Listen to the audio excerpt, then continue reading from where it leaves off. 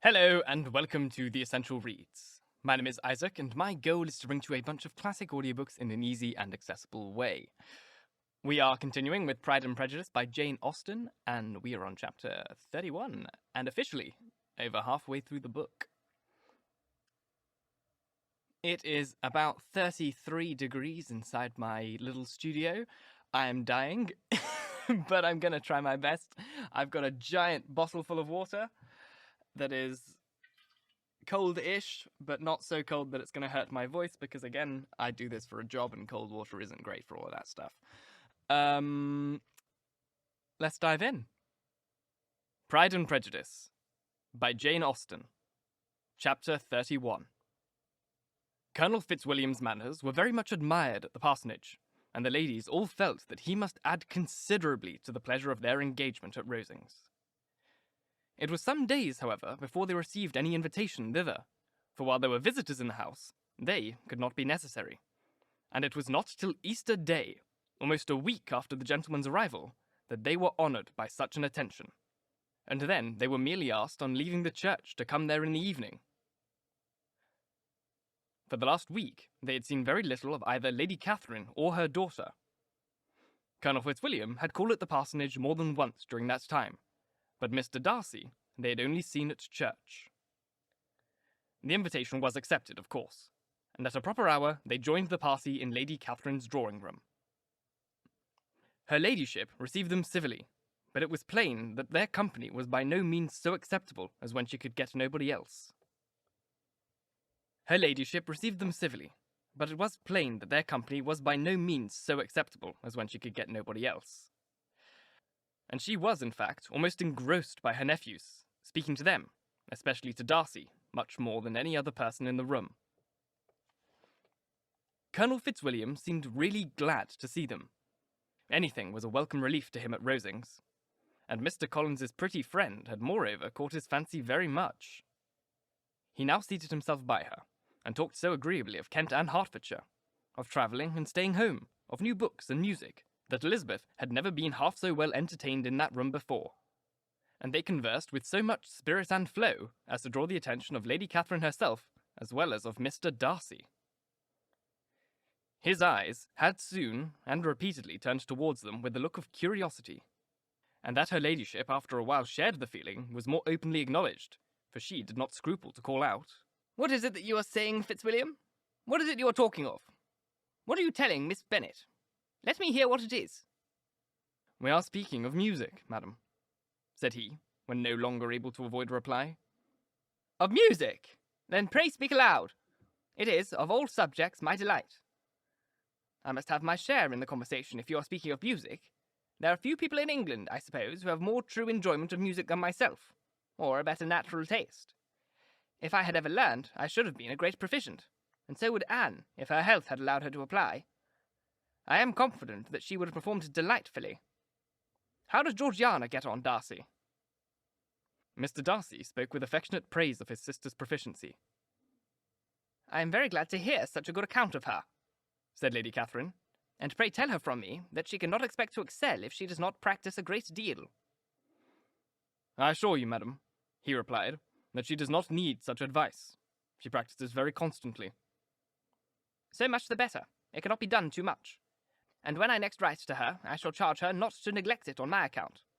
I often tell young ladies that no excellence in music is to be acquired without constant practice. I have told Mrs. Bennet several times that she will never play really well unless she practices more. And though Mrs. Collins has no instrument, she is very welcome, as I have often told her to come to Rosings every day and play on the pianoforte in Mrs. Jenkinson's room. She would be in nobody's way, you know, in that part of the house." Mr. Darcy looked a little ashamed of his aunt's ill-breeding, and made no answer. When coffee was over, Colonel Fitzwilliam reminded Elizabeth of having promised to play him, and she sat down directly to the instrument. He drew a chair near her. Lady Catherine listened to half a song, and then talked, as before, with her other nephew, till the latter walked away from her, and, moving with his usual deliberation towards the pianoforte, stationed himself so as to command a full view of the fair performer's countenance. Elizabeth saw what he was doing, and at that first convenient pause, turned to him with an arch smile and said, You mean to frighten me, Mr. Darcy, by coming in all this state to hear me. But I will not be alarmed, though your sister does play so well. There is a stubbornness about me that can never be frightened at the will of others. My courage always arises in every attempt to intimidate me.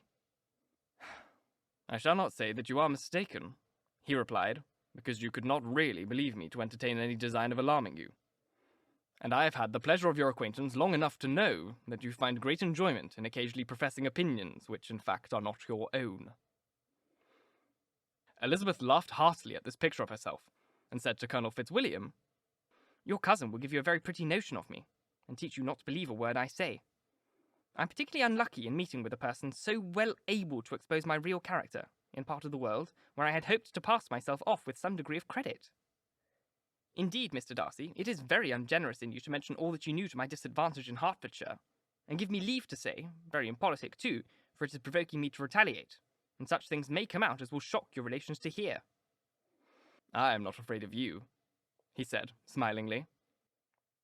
Pray let me hear what you have to accuse him of, cried Colonel Fitzwilliam. I should like to know how he behaves among strangers. You shall hear, then, but prepare yourself for something very dreadful.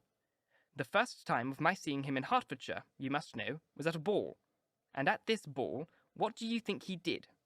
He danced only 4 dances. I am sorry to pain you, but so it was. He danced only 4 dances, though the gentleman was scarce, and to my certain knowledge, more than one young lady was sitting down in want of a partner. Mr. Darcy, you cannot deny the fact. I had not at the time the honour of knowing any lady in the assembly beyond my own party. True, and nobody can ever be introduced in a ballroom. Well, Colonel Fitzwilliam, what do I play next? My fingers wait your orders. Perhaps, said Darcy, I should have judged better had I sought an introduction, but I am ill qualified to recommend myself to strangers. Shall we ask your cousin the reason of this? Said Elizabeth, still addressing Colonel Fitzwilliam. Shall we ask him why a man of sense and education, who has lived in the world, is ill qualified to recommend himself to strangers? I can answer your question, said Fitzwilliam, without applying to him. It is because he will not give himself the trouble. I certainly have not the talent which some people possess, of conversing easily with those I have never seen before. I cannot catch the tone of their conversation, or appear interested in their concerns, as I often see done.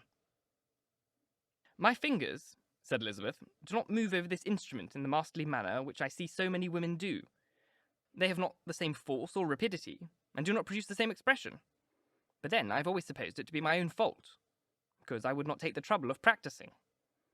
Is it that I do not believe my fingers as capable as any other woman's of superior execution? Mr. Darcy smiled and said, You are perfectly right. You've employed your time much better.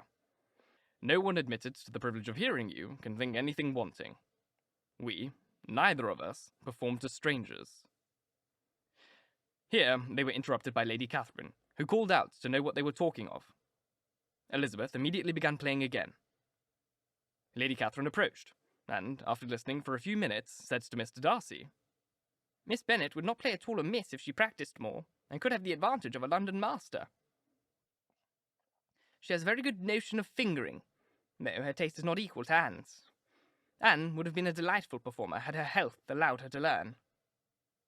Elizabeth looked at Darcy to see how cordially he assented to his cousin's praise.